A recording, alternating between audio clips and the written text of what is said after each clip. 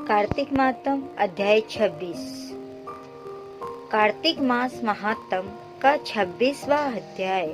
श्री विष्णु की कृपा से आज तुमको रहा बताए। नारद जी बोले, इस प्रकार विष्णु पार्षदों के वचन सुनकर धर्मदत्त ने कहा, प्राय सभी मनुष्य भक्तों का कष्ट दूर करने वाले श्री विष्णु की यज्ञ, दान, व्रत, तीर्थ सेवन तथा तपस्याओं के द्वारा विधि पूर्वक आराधना करते हैं। उन समस्त साधनों में कौन सा ऐसा साधन है जो भगवान विष्णु की प्रसन्नता को बढ़ाने वाला है तथा उनके सामीप्य की प्राप्ति कराने वाला है। दोनों पार्षद अपने पूर्व जन्म की कथा कहने लगे। हे द्विज श्रेष्ठ, आपका प्रश्न बड़ा श्रेष्ठ है। आज हम आपको भगवान विष्णु को शीघ्र प्रसन्न करने का उपाय बताते हैं। हम इतिहास सहित प्राचीन वृत्तांत सुनाते हैं, सावधानी पूर्वक सुनो।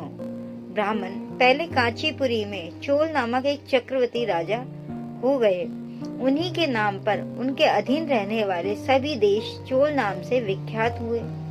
राजा चोल जब इस भूमंडल का शासन करते थे, उस समय उनके राज्य में कोई भी मनुष्य दरिद्र, दुखी, पाप ने मन में लगाने वाला अथवा रोगी नहीं था। एक समय की बात है, राजा चोल अनंत शयन नामक तीर्थ में गए। वहां जगदीश्वर भगवान विष्णु ने योग निद्रा का आश्रय लेकर शयन किया था। वहां भगवान विष्णु के दिव्य विग्रह की राजा ने विधि पूर्वक पूजा की। दिव्य मणि, मुक्ता फल तथा सुवर्ण से बने हुए सुंदर पुष्पों से पूजन करके साष्टांग प्रणाम किया।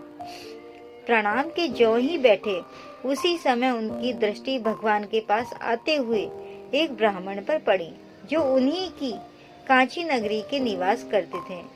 उनका नाम विष्णुदास था। उन्होंने भगवान की पूजा के लिए अपने हाथ में तुलसी दल और जल ले रखा था। निकट आने पर उन ब्राह्मणों ने विष्णु सूक्त का पाठ करते हुए देवाधिदेव भगवान का स्नान कराया और तुलसी की मंजरी तथा पत्तों से उनकी विधिवत पूजा की। राजा चोल ने जो पहले रत्नों से भगवान की पूजा की थी, वह सब तुलसी पूजा से ढक गई। यह देखकर राजा कुपित होकर बोले, गुस्सा होकर बोले, विष्णुदास, मैंने मणियों तथा सुवर्ण से भगवान की जो पूजा की थी, वह कितनी शोभा पा रही थी। तुमने तुलसी दल चढ़ाकर उसे ढक दिया। बताओ, ऐसा क्यों किया? मुझे तो ऐसा जान पड़ता है कि तुम दरिद्र और गंवार हो, भगवान विष्णु की भक्ति को बिल्कुल नहीं जानते। ऐसा चोल राजा ने उस ब्राह्मण विष्णुदत्त से कहा। राजा की यह बात सुनकर द्विज श्रेष्ठ विष्णुदास ने कहा, राजन, आपको भक्ति का कुछ भी पता नहीं है। केवल राज्य लक्ष्मी के कारण आप घमंड कर रहे हैं। बतलाइए, जो आज से पहले आपने कितने वैष्णव व्रतों का पालन किया है कि आप तो केवल घमंडी कर रहे हैं। बताओ, आपने कितने वैष्णव व्रतों का पालन किया है? तब नरश्रेष्ठ चोल ने हंसते हुए कहा, तुम तो दरिद्र और निर्धन हो, तुम्हारी भगवान विष्णु में भक्ति ही कितनी है। तुमने भगवान विष्णु को संतुष्ट करने वाला कोई भी यज्ञ, दान आदि नहीं किया और न पहले कभी कोई देव मंदिर ही बनवाया है। इतने पर भी तुम्हें अपनी भक्ति का इतना गर्व है कि तुमने कुछ भी नहीं किया, उसके बाद भी तुम इतना घमंड करते हो। अच्छा, तो ये सभी ब्राह्मण मेरी बात सुन ले। भगवान विष्णु के दर्शन पहले मैं करता हूँ या यह ब्राह्मण। इस बात को आप सब लोग देखें, फिर हम दोनों में से किसकी भक्ति कैसी है, यह सब लोग स्वतः ही जान लेंगे। ऐसा कहकर राजा अपने राजभवन को चले गए। उन्होंने महर्षि मुद्गल को आचार्य बनाकर वैष्णव यज्ञ प्रारंभ किया। उधर सदैव भगवान विष्णु को प्रसन्न करने वाले शास्त्रोक्त नियमों में तत्पर विष्णुदास भी व्रत का पालन करते हुए वहीं वे भगवान विष्णु के मंदिर में टिक गए। उन्होंने माघ और कार्तिक के उत्तम व्रत का अनुष्ठान, तुलसी वन की रक्षा, एकादशी को द्वादशाक्षर मंत्र का जाप, नृत्य, गीत आदि मंगलमय आयोजनों के साथ प्रतिदिन षोडशोपचार से भगवान विष्णु की पूजा आदि नियमों का आचरण किया, नियमों का पालन किया। वे प्रतिदिन चलते फिरते और सोते हर समय भगवान विष्णु का स्मरण किया करते थे। उनकी दृष्टि सर्वत्र सम हो गई थी। वे सब प्राणियों के भीतर एकमात्र भगवान विष्णु को ही स्थित देखते थे। सब प्राणियों में भगवान विष्णु का ही निवास मानते थे। इस प्रकार राजा चोल और भगवान विष्णुदास दोनों ही भगवान लक्ष्मीपति की आराधना में संलग्न थे। दोनों ही अपने अपने व्रत में स्थित रहते थे और दोनों की ही संपूर्ण इंद्रिया तथा समस्त कर्म भगवान विष्णु को समर्पित हो चुके थे। इस अवस्था में इन दोनों ने दीर्घ काल व्यतीत किया, बहुत समय निकाल दिया कि ऐसा कार्य करते करते उन्होंने भगवान में लीन रहते रहते हुए। अब आगे की कथा हम आगे की वीडियो में सुनेंगे। अगर आपको ये कथा अच्छी लगी हो तो हमारे चैनल को लाइक एंड सब्सक्राइब जरूर करें, बेल आइकन दबाना ना भूलें। जय श्री कृष्ण दोस्तों। कार्तिक मातम अध्याय 27। कृष्ण नाम का आसरा, कृष्ण नाम का ध्यान। 27वां अध्याय अब लिखने लगा महान। पार्षदों ने कहा, एक दिन की बात है, विष्णुदास ने नित्य कर्म करने के पश्चात भोजन तैयार किया, किंतु कोई छिपकर उसे चुरा ले गया। विष्णुदास ने देखा भोजन नहीं है, परंतु उन्होंने दोबारा भोजन नहीं बनाया, क्योंकि ऐसा करने पर सायंकाल की पूजा के लिए उन्हें अवकाश नहीं मिलता। अतः प्रतिदिन के नियम का भंग हो जाने का भय था। दूसरे दिन पुनः उसी समय पर भोजन बनाकर वे ज्यों ही भगवान विष्णु को भोग अर्पण करने के लिए गए, त्यों ही किसी ने आकर फिर सारा भोजन हड़प लिया। इस प्रकार 7 दिनों तक लगातार कोई उनका भोजन चुरा कर ले जाता रहा। इससे विष्णुदास को बड़ा विस्मय हुआ। वे मन ही मन इस प्रकार विचार करने लगे, ओहो, कौन प्रतिदिन आकर मेरी रसोई चुरा ले जाता है।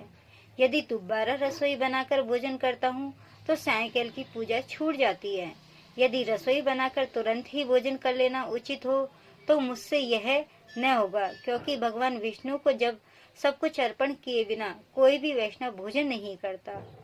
आज उपवास करते मुझे 7 दिन हो गए। इस प्रकार मैं व्रत में कब तक स्थिर रह सकता हूँ। अच्छा, आज मैं रसोई की भली भांति रक्षा करूँगा। ऐसा निश्चय करके भोजन बनाने के पश्चात वे कहीं छिपकर खड़े हो गए। इतने में ही उन्हें एक चांडाल दिखाई दिया, जो रसोई का अन्न हर कर जाने के लिए तैयार खड़ा था। भूख के मारे उसका सारा शरीर दुर्बल हो गया था। मुख पर छिन्नता दीनता छा रही थी। शरीर में हाड़ और चाम के सिवा कुछ शेष नहीं बचा था। उसे देखकर श्रेष्ठ ब्राह्मण विष्णुदास का हृदय करुणा से भर आया। उन्होंने भोजन चुराने वाले चांडाल की ओर देखकर कहा, भैया जरा ठहरो ठहरो, क्यों रूखा सूखा खाते हो, यह घी तो ले लो। इस प्रकार कहते हुए विप्रवर विष्णुदास को आते देख वज्र चांडाल भय के मारे बड़े वेग से भागा और कुछ ही दूरी पर मूर्छित होकर गिर पड़ा। चांडाल को भयभीत और मूर्छित देखकर द्विज श्रेष्ठ विष्णुदास बड़े वेग से उसके समीप आए और दयावश अपने वस्त्र के छोर से उसको हवा करने लगे।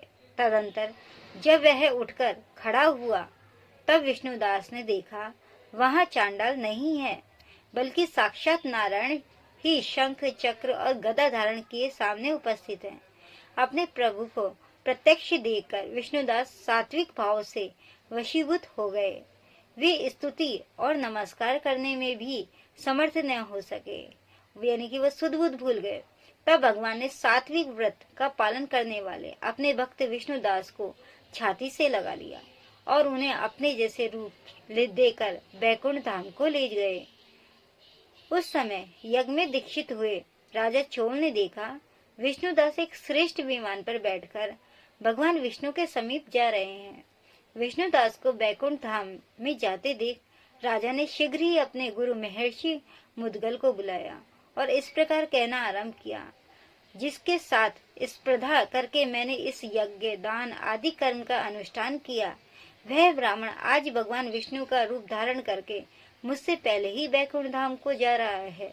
मैंने इस वैष्णव धाम में भली भांति दीक्षित होकर अग्नि में हवन किया, दान आदि के द्वारा ब्राह्मणों का मनोरथ पूर्ण किया, तथापि अभी तक भगवान विष्णु मुझ पर प्रसन्न नहीं हुए और इस विष्णुदास को केवल भक्ति के ही कारण श्री हरि ने प्रत्यक्ष दर्शन दिए।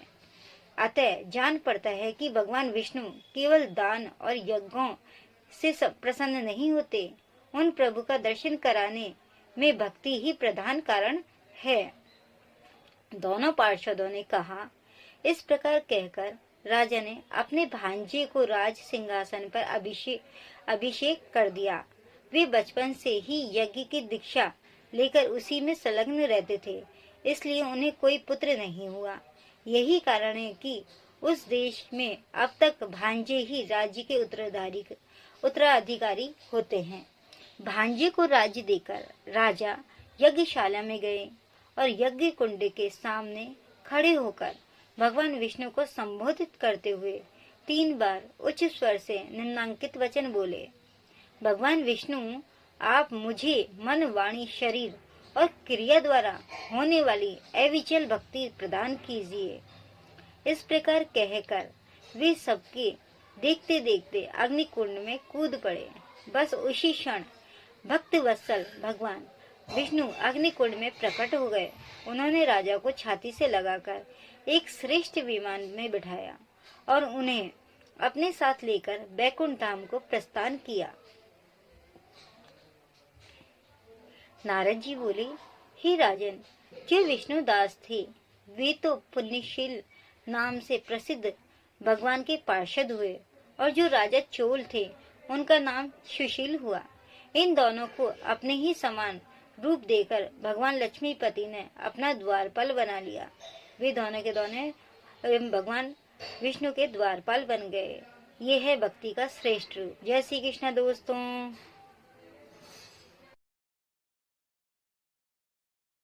तुलसी माता की आरती। जय तुलसी माता मैया, जय तुलसी माता, सभी जग की सुखी दाता, सभी की बरे माता। ओम जय तुलसी माता। सभी योगों से ऊपर, सभी रोगों से ऊपर, रज से रक्षा करके सबकी भवे त्राता। ओम जय तुलसी माता। बटुपुत्री है श्यामा, सुरवल्ली है ग्रामा, विष्णु प्रिय जो नर तुमसे सो नर तर जाता। ओम जय तुलसी माता।